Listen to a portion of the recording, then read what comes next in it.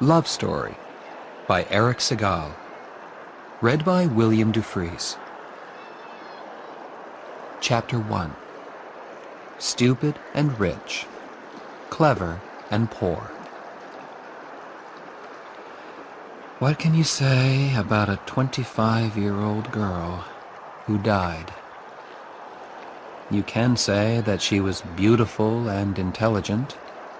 She loved Mozart and Bach and the Beatles. And me. Once, when she told me that, I asked her who came first. She answered, smiling, "Like in the ABC." I smiled too. But now I wonder, was she talking about my first name? If she was, I came last, behind Mozart. Or did she mean my last name? If she did, I came between Bach and the Beatles. But I still didn't come first. That worries me terribly now. You see, I always had to be number one. Family pride, you see. In the autumn of my last year at Harvard University, I studied a lot in the Radcliffe Library. The library was quiet. Nobody knew me there, and they had the books that I needed for my studies.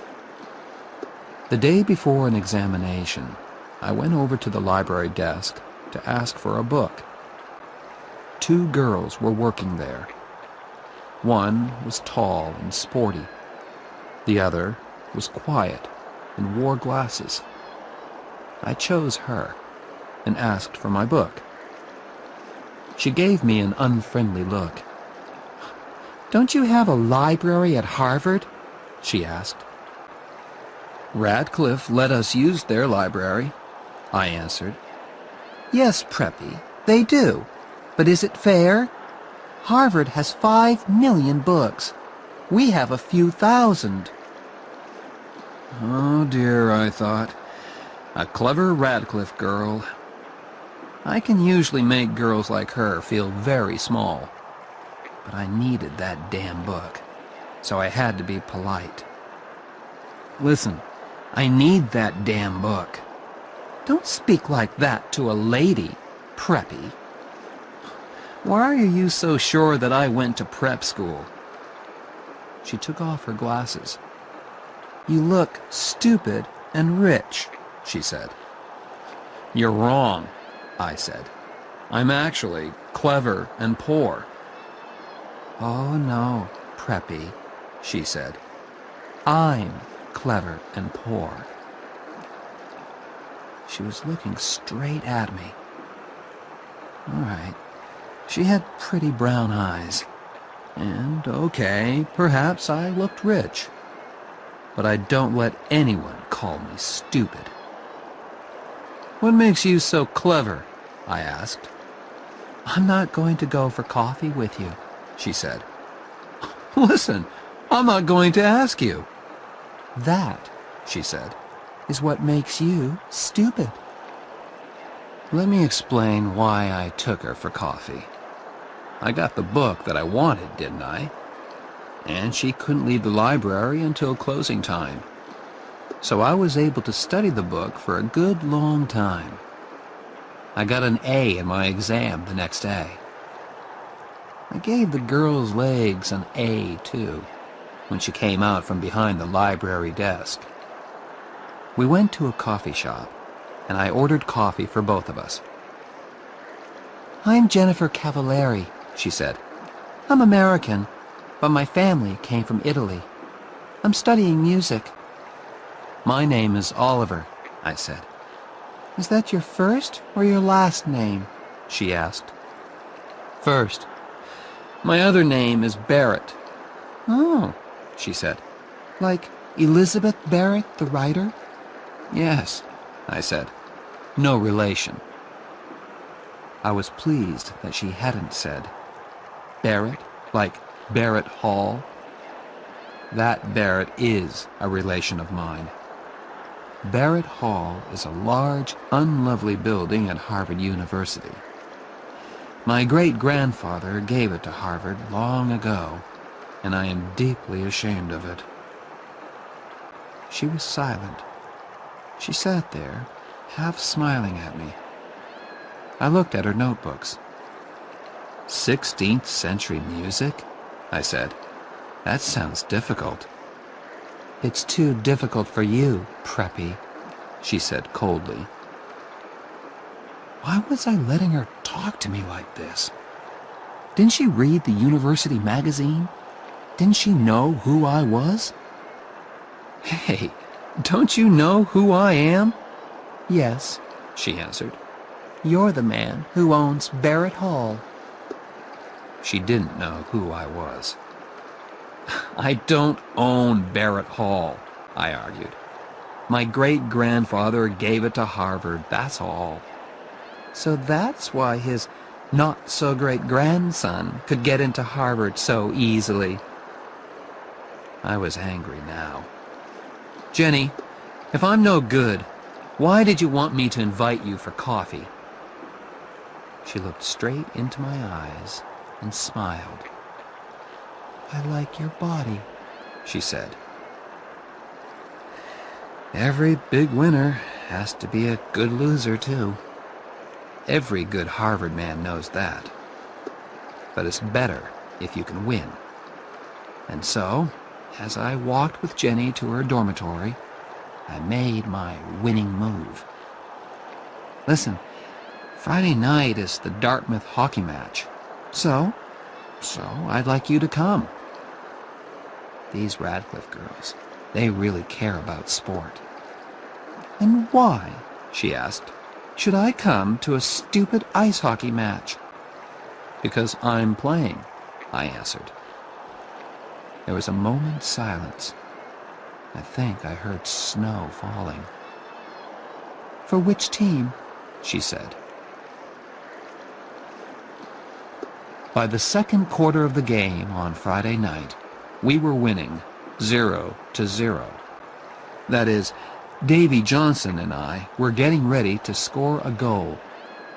The crowd were screaming for blood, or a goal. I always feel that it's my job to give them both these things. I didn't look up at Jenny once, but I hoped she was watching me.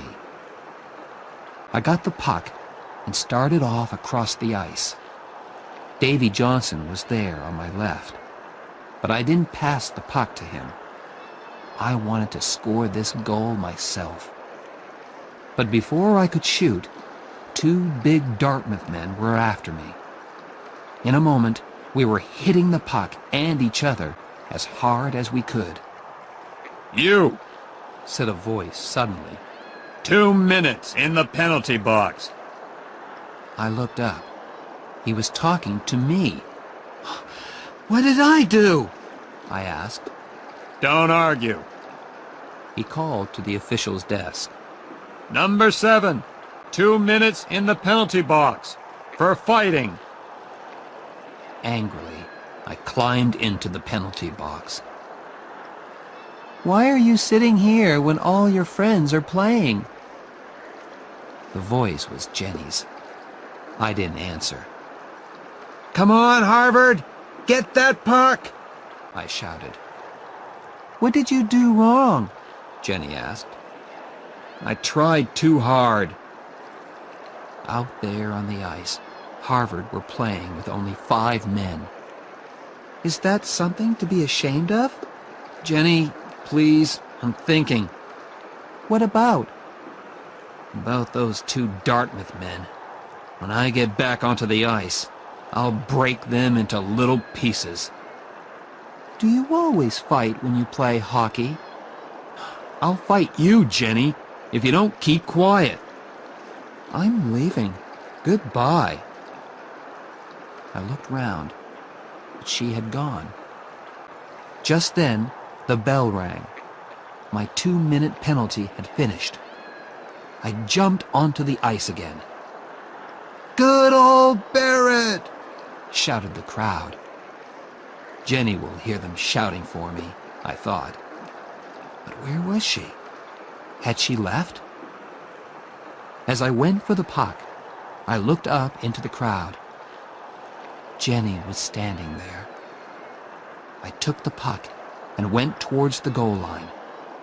2 Dartmouth players were coming straight at me. "Go, Oliver, go! Knock their heads off!" That was Jenny's voice above the crowd. It was crazily, beautifully violent. I pushed past one Dartmouth man. I knocked hard into the other. Then I passed the puck to Davy Johnson, and he banged it into the Dartmouth goal. The crowd went wild. In a moment, we were all shouting and kissing and banging each other on the back. The crowd were screaming with excitement. After that, we murdered Dartmouth. 7-0. After the match, I lay in the hot bath and thought with pride about the game. I'd scored 1 goal and helped to score another. Now the water felt wonderful on my tired body. Suddenly, I remembered Jenny. Was she still waiting outside? I hope so. I jumped out of that bath and dressed as fast as I could. Outside, the cold winter air hit me. I looked round for Jenny. Had she walked back to her dormitory alone? Suddenly, I saw her. "Hey, Preppy, it's cold out here." I was really pleased to see her and gave her a quick kiss. "Did I say you could kiss me?" she said. "Sorry, I was just excited." I wasn't. It was dark and quiet out there in the cold. I kissed her again, more slowly. When we reached her dormitory, I did not kiss her goodnight. "Listen, Jenny, perhaps I won't telephone you for a few months." She was silent for a moment. "Why?" she asked at last. "But perhaps I'll telephone you as soon as I get back to my dorm." I turned and began to walk away. "Damn Preppy!" I heard her say. I turned again. From 20 feet away, I scored another goal. You see, Jenny, that's the kind of thing you say. And when other people do it to you, you don't like it. I wished I could see the look on her face, but I couldn't look back. My pride wouldn't let me. When I returned to my dorm, Ray Stratton was there. He and I slept in the same room. Ray was playing cards with some of his football-playing friends. "Hello, Ollie," said Ray. "How many goals did you score?" "I scored 1, and I made 1, I answered. "With Cavalieri?" "That's none of your business," I replied quickly. "Who's Cavalieri?" asked one of the footballers. "Jenny Cavalieri. Studies music. Plays the piano with the music group." What does she play with Barrett? Everyone laughed. "Get lost," I said, as I entered my room. There I took off my shoes, lay back on my bed, and telephoned Jenny's dormitory. "Hey, Jen," I said softly. "Yes?" "I think I'm in love with you." She was silent for a few moments. Then she answered very softly, "Oliver, you're crazy." I wasn't unhappy or surprised.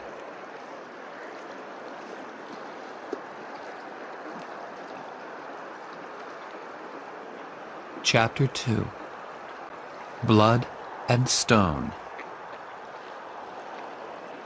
A few weeks later, I was hurt in the hockey match at Cornell University. My face was badly cut, and the officials gave me the penalty for starting the fight. 5 minutes. I sat quietly in the penalty box while the team manager cleaned the blood off my face. I was ashamed to look out onto the ice, but the shouts of the crowd told me everything. Cornell scored a goal. The score was 3-3 now. Damn, I thought. We're going to lose this match because of me. Across the ice, among the crowd, I saw him. My father. Old Stony Face. He was looking straight at me. If the meeting finishes in time, I'll come to Cornell and watch you play, he had told me on the phone. And there he was, Oliver Barrett III. What was he thinking about? Who could say? Why was he here? Family pride, perhaps. Look at me. I am a very busy, important man, but I have come all the way to Cornell just to watch my son play in a hockey match. We lost, 6-3. After the match, the doctor put 12 stitches in my face. When I got to the changing room, it was empty. They don't want to talk to me, I thought. I lost that match. I felt very ashamed as I walked out into the winter night. Come and have dinner, son, said a voice. It was old Stony Face. At dinner, we had one of our non-conversations. We spoke to each other, but didn't actually say anything. These non-conversations always started with, "How have you been, son?" and ended with, "Is there anything I can do for you?" How have you been, son? My father began. Fine, sir. Does your face hurt? No, sir. It hurt terribly. Next, old Stony Face talked about playing the game. All right, son. You lost the match.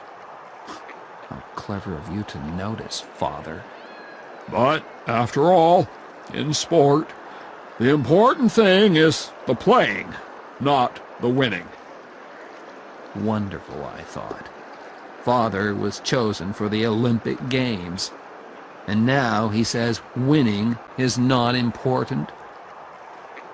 I just looked down at my plate and said, "Yes, sir," at the right times. Our non-conversation continued.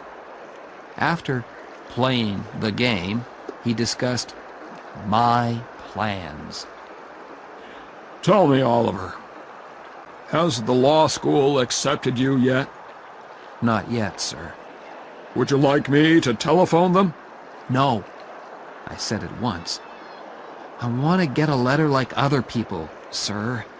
Please? Yes, of course. Fine. After all, they're sure to accept you. Why? I thought. Because I'm clever and successful? Or because I'm the son of Oliver Barrett III? The meal was as uninteresting as the conversation. At last, my father spoke again. There's always the Peace Corps, he said suddenly. I think the Peace Corps is a fine thing, don't you? Oh, yes, sir, I said politely. I knew nothing about the Peace Corps. What do your friends at Harvard think about the Peace Corps? He asked. Do they feel that the Peace Corps is important in our world today? Yes, sir, I said politely, just to please him. After dinner, I walked with him to his car. "Is there anything I can do for you, son?" he asked. "No, thank you, sir. Good night, sir." Our non-conversation was finished. He drove away. Yes, of course there are planes, but Oliver Barrett III chose to drive. My father likes to drive. Fast. And at that time of night, in an Aston Martin DBS, you can go very fast indeed. I went to telephone Jenny. That was the only good part of the evening. I told her about the fight. She enjoyed that. Her musical friends never got into fights. "I hope you hit the man who hit you," she said. "Oh, yes." "Good. I'm sorry I couldn't be there to watch you. Perhaps you'll hit somebody in the Yale match." I smiled. Jenny really made me feel better. Back at Harvard the next day, I called at her dorm. Jenny was talking to someone on the telephone in the hall.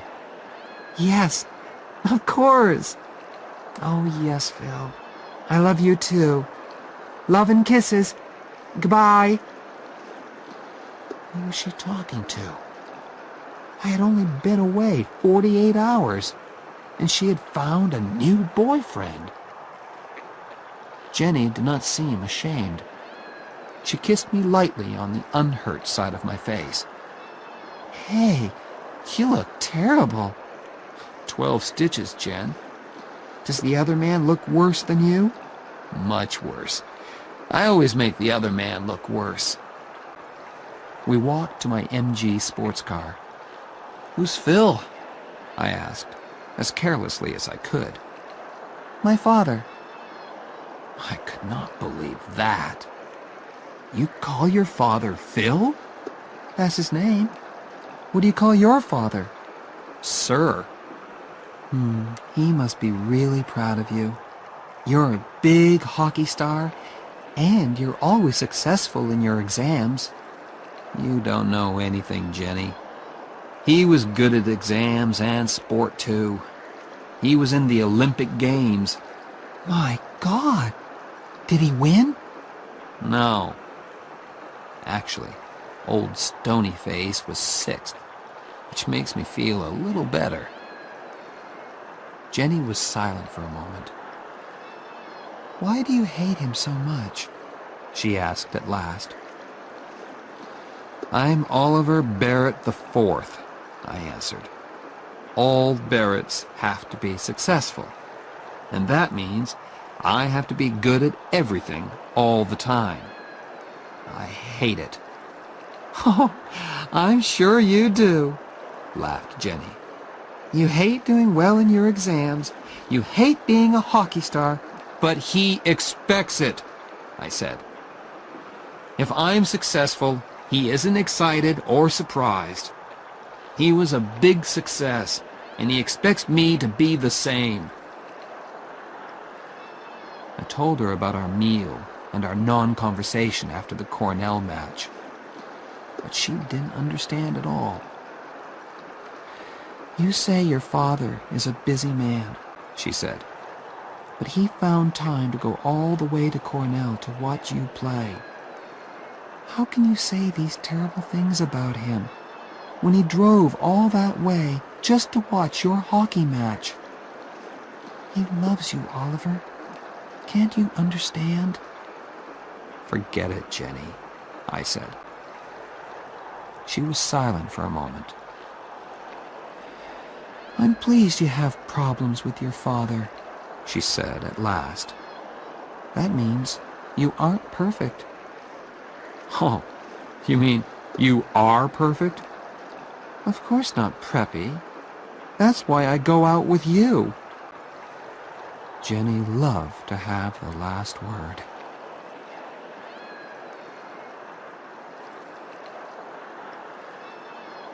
Chapter 3. We Belong Together. I had not yet made love to Jenny. In the 3 weeks we had been together, we had held hands. Sometimes we had kissed, but that was all.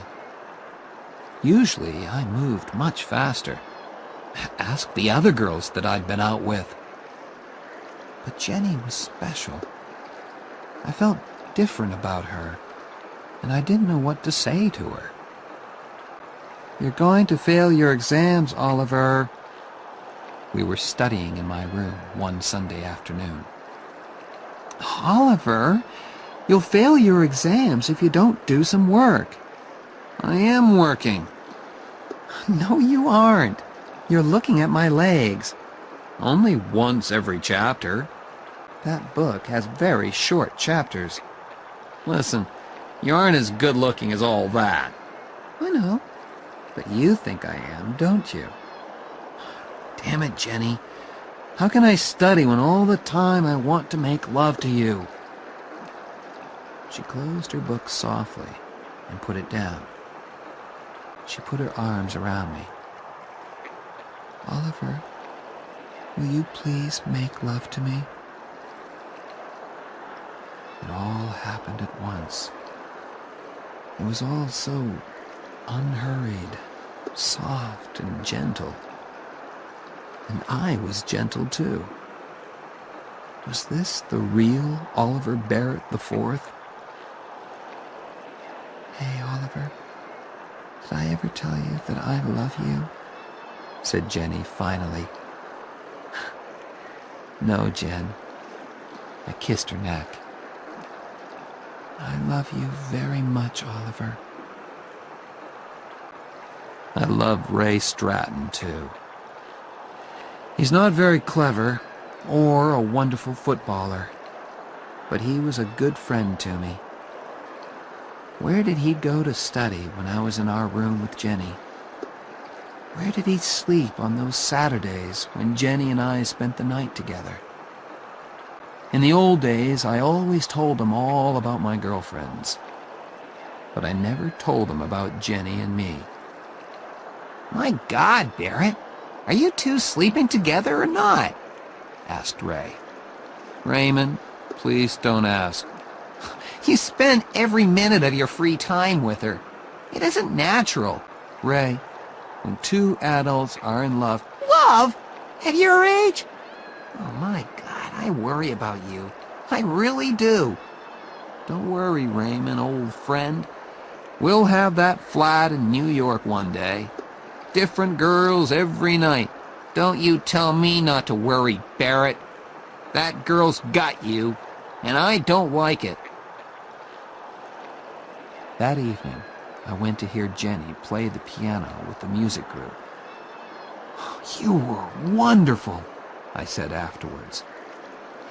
"That shows what you know about music, Preppy." We walked along the river together. I played okay, not wonderful, not Olympic Games, just okay. Okay? Okay. But you should always continue your music. Of course I will. I'm going to study with Nadia Boulanger, aren't I? Who? Nadia Boulanger. She's a famous music teacher in Paris. I'm very lucky. I won a scholarship, too. Jennifer, you're going to Paris? I've never seen Europe. I'm really excited about it. I took her by the arms and pulled her towards me. Hey, how long have you known this? Jenny looked down at her feet. Oliver, don't be stupid. We can't do anything about it. After we finish university, you'll go your way and I'll go mine. You'll go to law school. Wait a minute. What are you talking about? She looked into my eyes.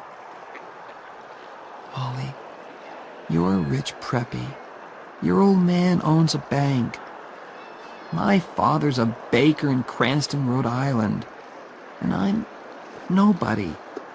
What does that matter? We're together now. We're happy. Ollie, don't be stupid, she repeated. Harvard is full of all kinds of different people. You study together, you have fun together. But afterwards, you have to go back to where you belong. We belong together. Don't leave me, Jenny. Please. What about my scholarship? What about Paris? What about our marriage? Who said anything about marriage? Said Jenny in surprise. Me. I'm saying it now. Why? I looked straight into her eyes. Because, I said. Oh, said Jenny. That's a very good reason. She took my arm, and we walked along the river. There was nothing more to say, really. The next Sunday, we drove to visit my parents in Ipswich, Massachusetts. Jenny said it was the right thing to do. And, of course, there was also the fact that Oliver III paid for my studies at Harvard. "Oh, my God," Jenny said when we drove up to the house. "I didn't expect this. It's like a damn palace." "Please, Jen, everything will be fine. For a nice all-American girl of good family, perhaps. Not for Jennifer Cavallari, baker's daughter from Cranston, Rhode Island." Florence opened the door. She has worked for the Barrett family for many years. She told us that my parents were waiting in the library. We followed her past a long line of pictures of famous Barretts and a glass case full of silver and gold cups. "They look just like real silver and gold," said Jenny. "They don't give cups like those at the Cranston Sports Club." "They are real silver and gold," I answered. "Oh, my God! Are they yours?" "No, my father's." "Do you have silver and gold cups too, Oliver?" "Yes." "In a glass case, like these?" "No, up in my room, under the bed." She gave me one of her good Jenny looks. "We'll go and look at them later, shall we?" Before I could answer, we heard a voice. "Ah, hello there." It was old Stonyface. "Oh, hello, sir. This is Jennifer." "Hello there." He shook her hand before I could say her full name. There was a smile on his usually rock-like face. "Do come in and meet Mrs. Barrett, my wife, Allison. This is Jennifer "Cavallari," I said. For the first and only time, I got her damn name wrong. "Cavallari," said Jenny politely. Mother and Jenny shook hands. All through dinner, Mother kept the polite small talk going. "So, your people are from Cranston, Jennifer?" said my mother. Mostly. My mother came from Fall River." "Oh, the Barretts have factories at Fall River," said Oliver III. "Where they cheated their workers for centuries," said Oliver IV. "In the 19th century," said Oliver III. "What about the plans to put automatic machines in the factories?" said Oliver IV. "What about coffee?" my mother said quickly. We moved back into the library. We sat there with nothing to say to each other. So I started a new non-conversation. "Tell me, Jennifer," I said, "what do you think about the Peace Corps?" She looked at me in surprise. "Oh, have you told them, O.B.?" asked my mother. "It isn't the time for that, my dear," said Oliver Barrett III, with an ask me look on his face. What's this, Father?" I asked, just to please him. "Oh, nothing important, son." "I don't know how you can say that," said my mother. She turned to me. Your father is going to be head of the Peace Corps. Oh, I said. Oh, Said Jenny in a different, happier kind of voice. well done, Mr. Barrett. She gave me a hard look. Yes. Well done, sir, I said at last.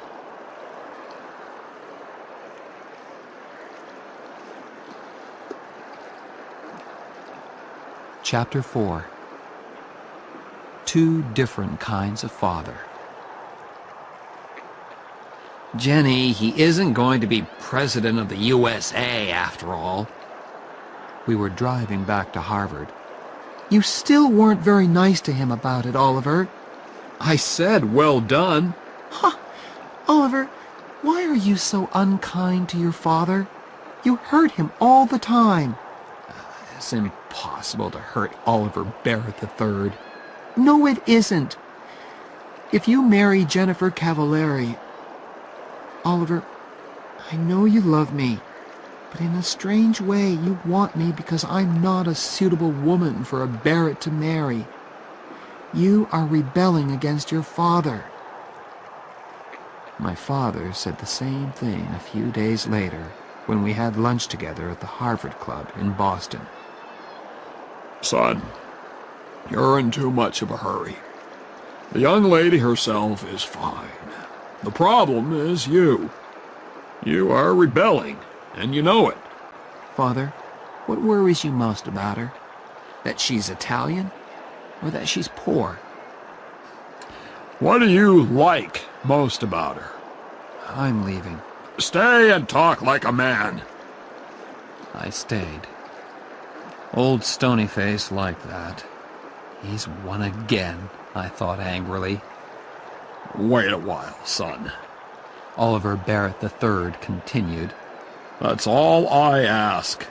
Finish law school. Why do I have to wait? I was rebelling now. Oliver, you are still under 21. In the eyes of the law, you are not yet an adult. Stop talking like a lawyer, damn it! If you marry her now, you will get nothing from me. Father, you've got nothing that I want. I walked out of his club and out of his life. After that, I was not looking forward to meeting Jenny's father. She was his only child, and her mother was dead. She meant a lot to him. I could see a lot of problems there. And I was penniless. How is Mr. Cavallari going to feel, I thought, when he hears that young Barrett can't support his daughter? Worse, she will have to work as a teacher to support him while he is at law school. As we drove down to Cranston on that Sunday in May, I worried a lot about Mr. Cavallari's feelings. Tell me again, Jen. Okay. I telephoned him and he said okay. But what does he mean by okay? Are you trying to tell me that Harvard Law School has accepted a man who doesn't know the meaning of okay? It isn't a word that lawyers use much, Jen. Just tell me again, please. He knows you're poor and he doesn't mind. Stop worrying, Oliver. Jenny lived on Hamilton Street. It was a long line of wooden houses with children playing in front of them and whole families sitting on their front steps. I felt like a stranger in a strange land as I parked the MG outside 189A Hamilton Street. Mr. Cavallari's handshake was warm and strong. "How do you do, sir?" I said. I'm Phil, He said. "Phil, sir." It was a frightening moment. Then Mr. Cavallari turned to his daughter. Suddenly they were in each other's arms, laughing and crying and kissing. I felt like a stranger. For some time, I did not have to speak much. Don't speak with your mouth full, my family had told me when I was a child. Phil and his daughter kept my mouth full all afternoon. I don't know how many Italian cakes I ate. Both Cavalieris were very pleased. "He's okay," said Phil at last. "I told you he was okay," said his daughter. "Well, I had to see for myself. Now I've seen him. Oliver?" Yes, sir? "Call me Phil. You're okay." Later, Phil tried to have a serious talk with me. He thought he could bring Oliver Barrett III and Oliver Barrett IV together again. "Let me speak to him on the telephone," he said. "A father's love is a very special thing." "There isn't much of it in my family," I said. "Your father will soon realize," he began, "when it's time to go to the church." "Phil," said Jenny gently, "we don't want to be married in church." He looked surprised, then unhappy.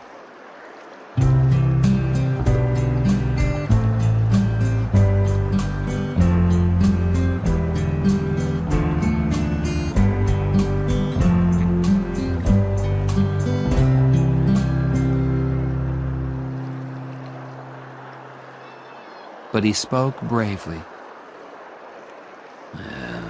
"It's your wedding, children. You choose. It's okay by me." My next meeting was with the head of Harvard Law School. "I'll need a scholarship for next year, sir," I said politely. A scholarship? I don't understand. Your father... "My father has nothing to do with it, sir. We've had a disagreement, and he isn't supporting me anymore." The head took off his glasses, then put them on again. I continued. "That's why I've come here to see you, sir. I'm getting married next month. We're both going to work during the summer. Then Jenny will support us by teaching. But her teaching won't pay enough to send me to law school. Sir, I need a scholarship. I have no money in the bank." Mr. Barrett, our scholarships are for poor people, and it's too late to ask for one. I do not wish to enter into a family disagreement, but I think you should go and talk to your father again." "No," I said angrily. "I am not, repeat, not going back to my father to ask for money." When Jenny graduated from university that summer, all her relations came from Cranston to watch. We didn't tell them about our marriage plans because we wanted a quiet wedding and didn't want to hurt their feelings. I graduated from Harvard the next day. Was Oliver III there in the university hall? I don't know. I didn't look for old Stonyface in the crowd. I gave my parents' tickets to Jenny and Phil. But as an old Harvard man, my father could sit with the class of '26. Why should he want to? I mean, weren't the banks open that day? The wedding was on the next Sunday. It was very quiet and very beautiful. Phil was there, of course, and my friend Ray Stratton. Jenny and I spoke about our love for each other and promised to stay together until death. Ray gave me the ring, and soon Oliver Barrett IV and Jennifer Cavalieri were man and wife. We had a small party afterwards, just the four of us. Then Ray and Phil went home, and Jenny and I were alone together. "Jenny, we're really married." "Yes, Now I can be as terrible to you as I like.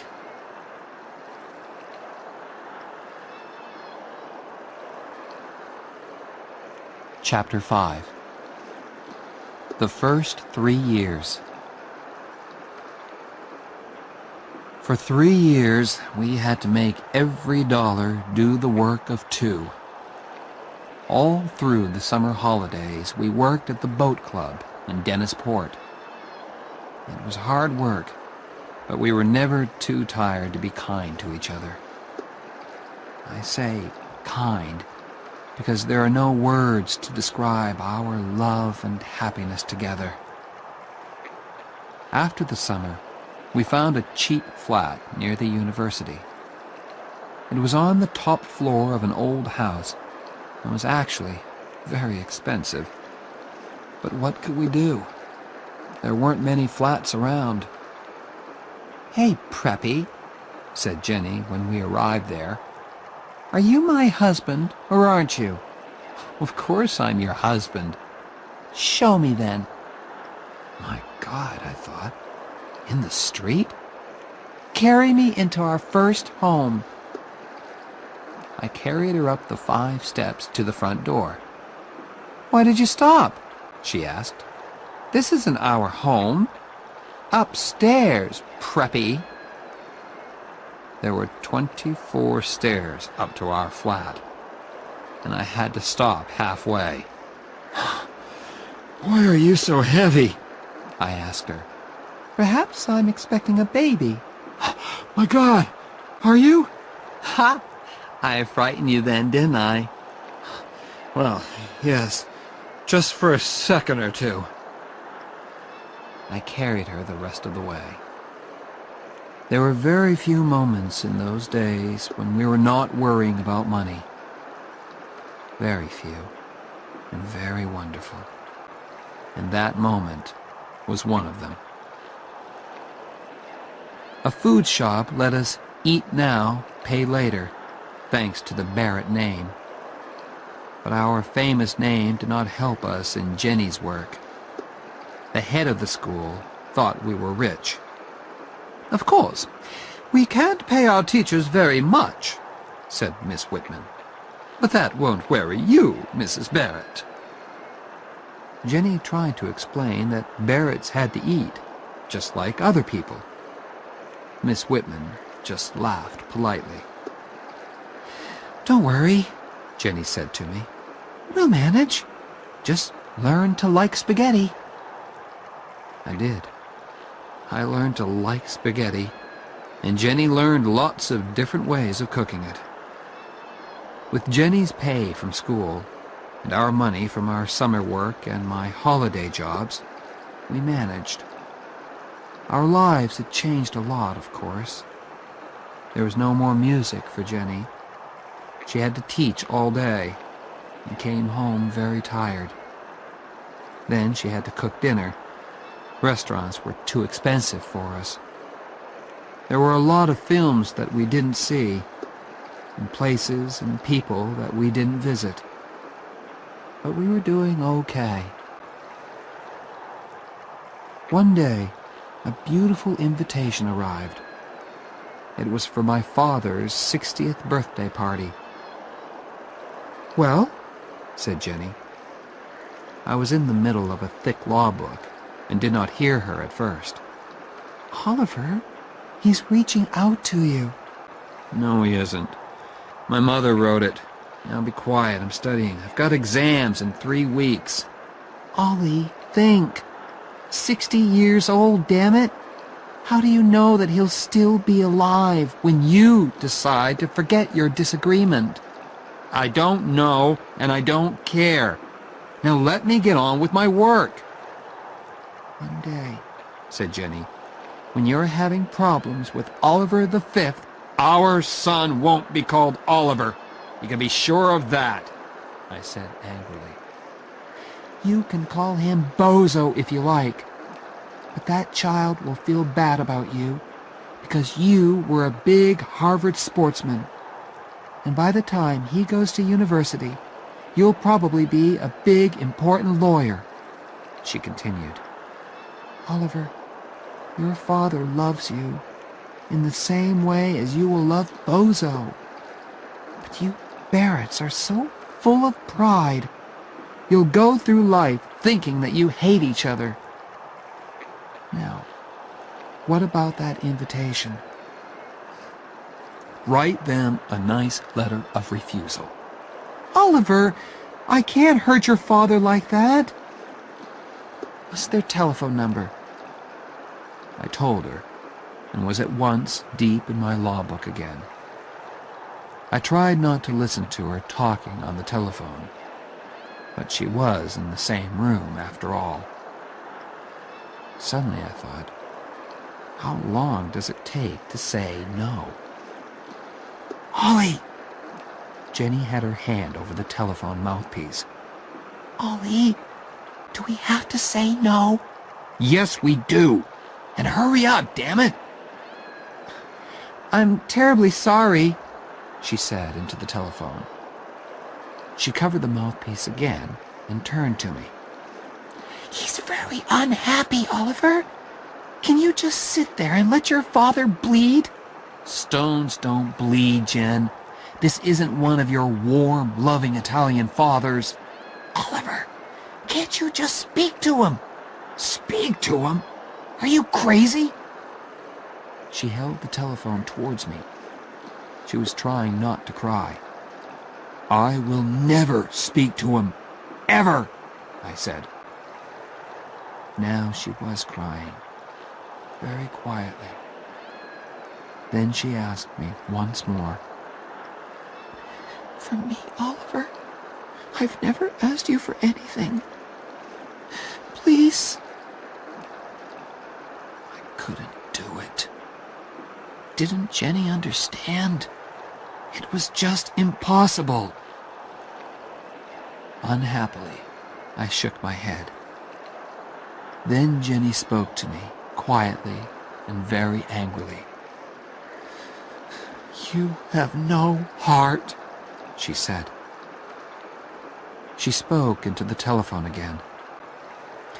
Mr. Barrett, Oliver wants you to know. She was crying, so it wasn't easy for her. Oliver loves you very much, she said, and put the telephone down quickly. I don't know why I did it. Perhaps I went crazy for a moment. Violently, I took the telephone and threw it across the room. Damn you, Jenny! Why don't you get out of my life? I stood still for a second. My God, I thought. What's happening to me? I turned to look at Jenny, but she had gone. I looked round the flat for her.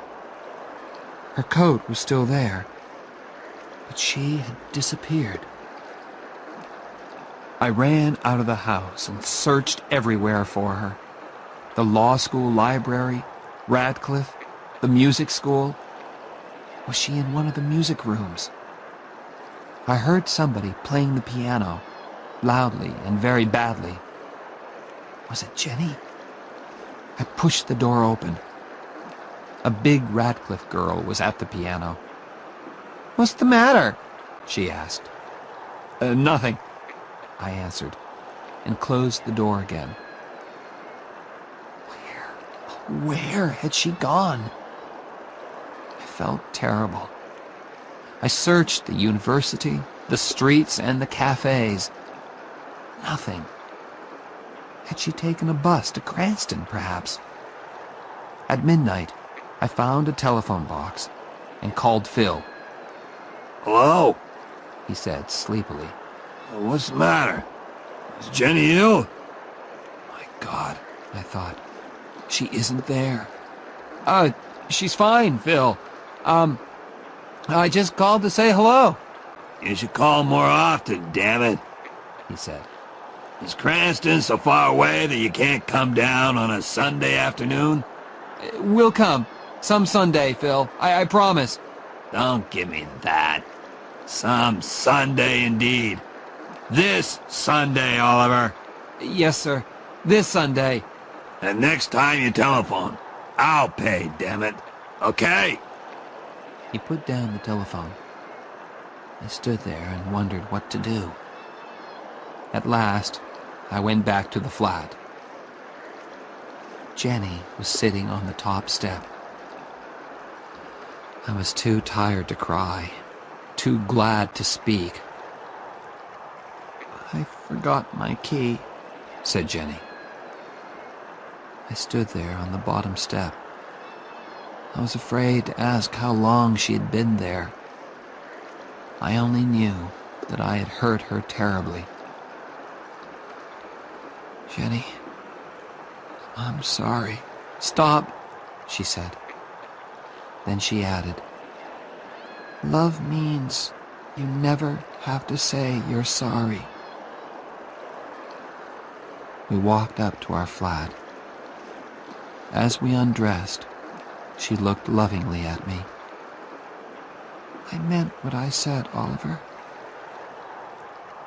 And that was all.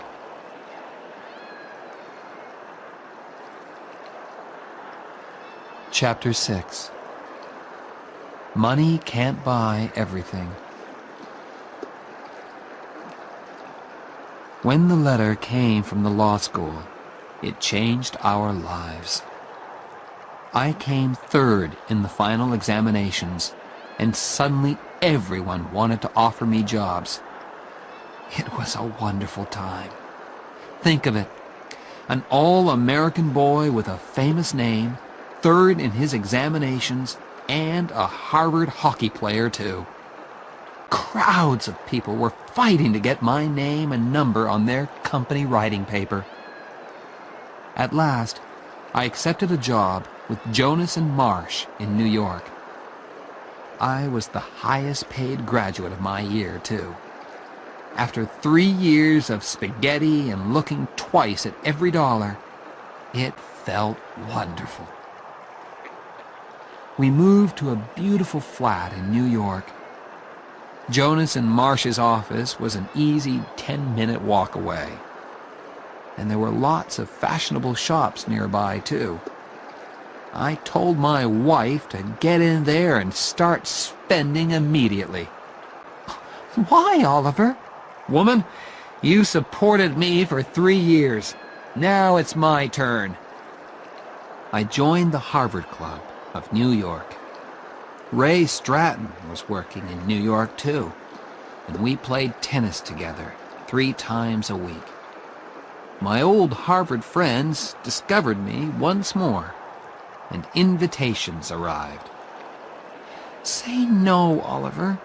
I don't want to spend my free time with a lot of empty-headed preppies." "Okay, Jen, but what shall I tell them?" "Tell them I'm expecting a baby." "Are you?" She smiled. "No, but if we stay at home tonight, perhaps I will." We already had a name for our child. "You know," I said one evening, "I really like the name Bozo." "You honestly want to call our child Bozo?" "Yes. It's the name of a big sports star. He'll be wonderfully big and strong," I continued. "Bozo Barrett, Harvard's biggest football star." We had a name for our child, and we wanted him very much. It was not always easy to make a baby, although we tried very hard. Finally, I became worried, and we went together to see a doctor. Dr. Shepard checked everything carefully. He took some of our blood and sent it away for examination. We'll know soon, he said. A few days later, he telephoned me at my office and asked me to visit him on my way home that evening. "Well, doctor," I said, "which of us has the problem?" "Well, it's Jenny," he said. She will never have children. I was ready for this news, but it still shook me. Well, I said, children aren't everything. Oliver, Said Dr. Shepard. the problem is more serious than that. Jenny is very ill. She has a blood disease. It is destroying her blood, and we can't stop it. She is dying, Oliver. I am very sorry. That's impossible, Doctor, I said. I waited for the doctor to tell me that it was not true. Kindly and patiently, he explained again, and at last I understood the terrible words. Have you spoken to Jenny, Doctor? What did you tell her? I told her that you were both all right. For the moment, it's better that way. I wanted to shout and scream at the unfairness of it all. Jenny was 24, and she was dying. What can I do to help, Doctor? I asked at last. Just be natural. He said.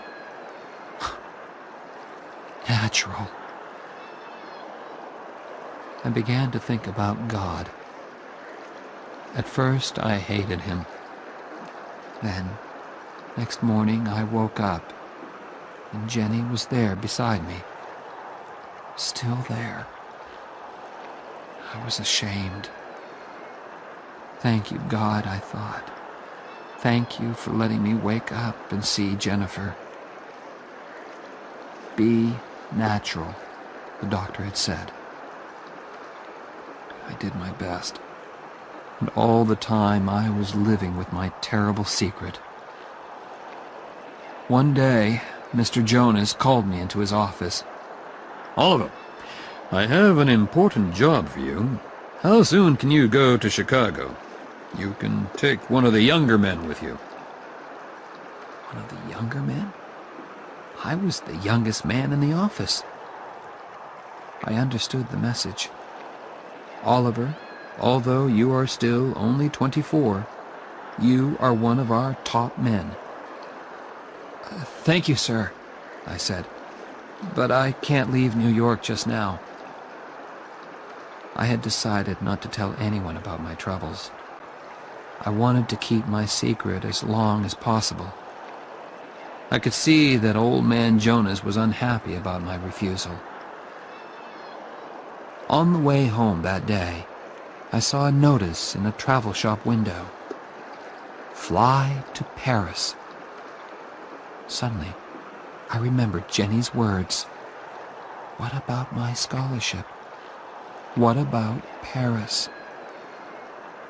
I went into the shop and bought 2 tickets to Paris. Jenny was looking gray and tired when I got home.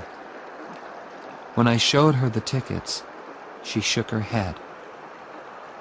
Oliver, she said gently, I don't want Paris.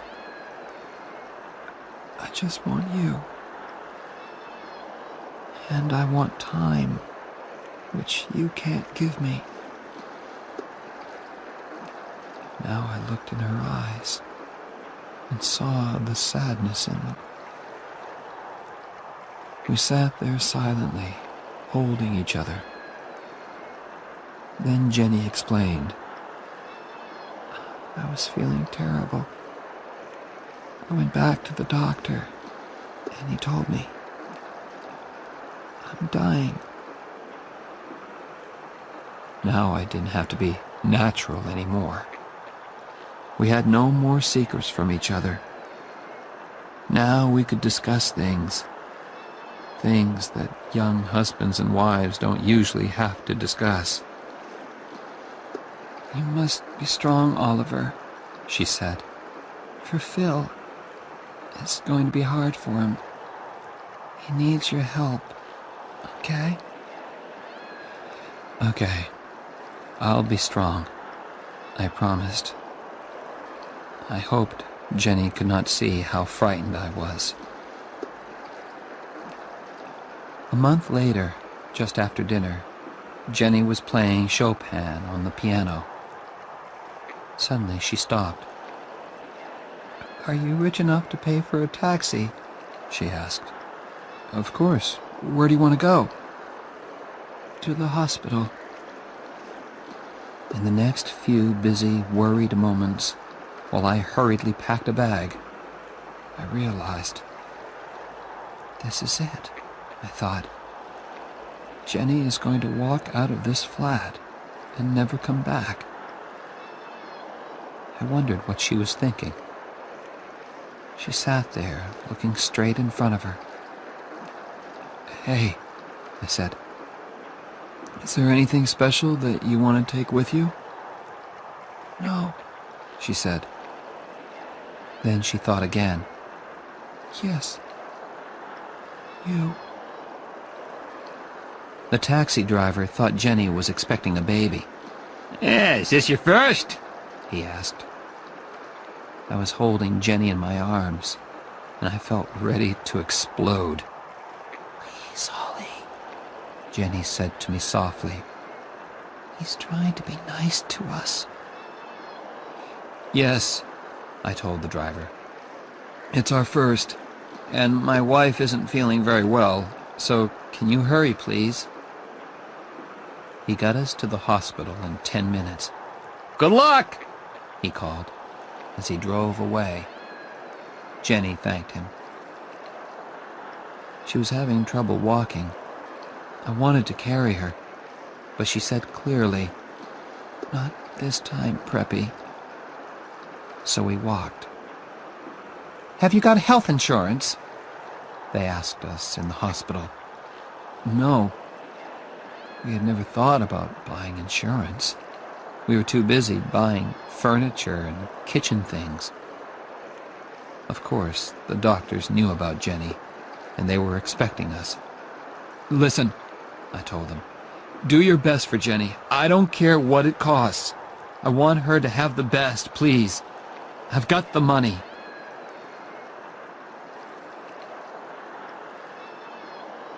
Chapter 7. Strong men don't cry.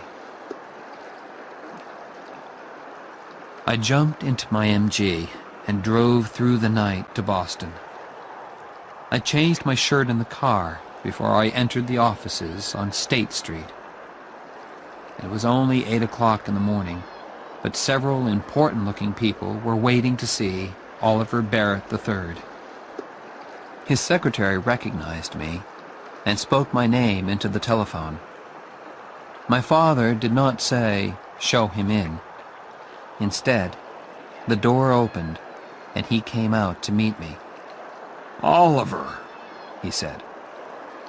His hair was a little grayer, and his face had lost some of its color. come in, son, He said. I walked into his office and sat down opposite him. For a moment, we looked at each other. Then he looked away, and so did I. I looked at the things on his desk, the scissors, the pen holder, the letter opener, the photos of my mother and me. how have you been, son? He asked. Very well, sir. Father, I need to borrow $5,000. He looked hard at me. May I know the reason? He said at last. I can't tell you, Father. Just lend me the money, please. I felt that he didn't want to refuse or argue with me. He wanted to give me the money, but he also wanted to talk. Don't they pay you at Jonas and Marsh? Yes, sir. So he knows where I worked, I thought. He probably knows how much they pay me, too. And doesn't Jennifer teach, too? Well, I thought, he doesn't know everything. Please leave Jennifer out of this, Father. This is a personal matter. A very important personal matter. Have you got a girl into trouble? He asked quietly. Yes, I lied. That's it. Now give me the money. Please. I think he knew that I was lying, but I don't think he wanted to know my real reason for wanting the money. He was asking because he wanted to talk. He took out his checkbook and opened it slowly. Not to hurt me, I'm sure, but to give himself time. Time to find things to say. Things that would not hurt the two of us. He finished writing the check, took it out of the checkbook, and held it out towards me. When I did not reach out my hand to take it, he pulled back his hand and placed the check on his desk. He looked at me again. Here it is, son, the look on his face seemed to say. But still he did not speak. I did not want to leave either, but I couldn't think of anything painless to say. And we couldn't sit there, wanting to talk, but unable to look at each other. I picked up the check and put it carefully into my shirt pocket. I got up and went towards the door. I wanted to thank my father for seeing me when several important people were waiting outside his office. If I want, I thought, he will send his visitors away, just to be with me. I wanted to thank him for that, but the words refused to come. I stood there with the door half open, and at last I managed to look at him and say, "Thank you, Father." Then I had to tell Phil Cavallari. He did not cry or say anything. He quietly closed his house in Cranston and came to live in our flat. We all have ways of living with our troubles. Some people drink too much. Phil cleaned the flat again and again. Perhaps he thought Jenny would come home again. Poor Phil. Next, I telephoned Old Man Jonas. I told him why I could not come into the office. I kept the conversation short because I knew he was unhappy. He wanted to say things to me, but could not find the words. I knew all about that. Phil and I lived for hospital visiting hours. The rest of life, eating and sleeping, or not sleeping, meant nothing to us. One day in the flat, I heard Phil saying, very quietly, "I can't take this much longer." I did not answer him. I just thought to myself, I can take it. Dear God, I can take it as long as you want, because Jenny is Jenny. That evening, she sent me out of her room. She wanted to speak to her father, man to man. "But don't go too far away," she added. I went to sit outside. Then Phil appeared. She wants to see you now," he said. "Close the door," Jenny ordered. I went to sit by her bed. I always liked to sit beside her and look at her face, because it had her eyes shining in it. "It doesn't hurt, Ollie. Really," she said. "It's like falling off a high building very slowly. You know? Something moved deep inside me. I am not going to cry, I said to myself. I'm strong, okay? And strong men don't cry. But if I'm not going to cry, then I can't open my mouth. I said. No, you don't know, Preppy, she said. You've never fallen off a high building in your life. Yes, I have, my voice came back. I did when I met you. She smiled. Who cares about Paris? She said suddenly.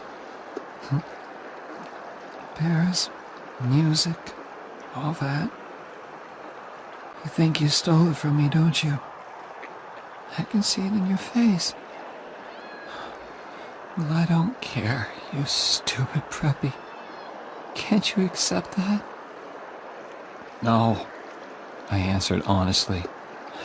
Then get out of here, she said angrily. I don't want you at my damn deathbed. Okay, I accept it, I said. That's better. Now, you do something for me. From somewhere inside me came this sudden, violent need to cry. I was strong. I was not going to cry. I said again. You please hold me, Oliver. I put my hand on her arm. Oh, God. She was so thin. And held it. No, Oliver, she said. Really hold me. Put your arms round me. Very, very carefully, I got onto the bed and put my arms round her. Thanks, Holly. Those were her last words. Phil Cavallari was waiting outside. Phil, I said softly. He looked up, and I think he already knew. I walked over and put my hand on his arm. I won't cry, he said quietly. I'm gonna be strong for you. I promise, Jenny. He touched my hand very gently. But I had to be alone, to feel the night air, to take a walk, perhaps. Downstairs, the entrance hall of the hospital was very calm and quiet. The only noise was the sound of my footsteps on the hard floor. Oliver? It was my father. Except for the woman at the desk. We were all alone there. I could not speak to him.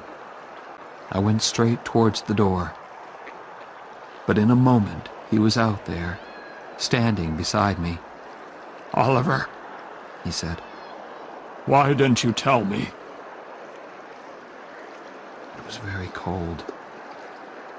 That was good, because I wanted to feel something.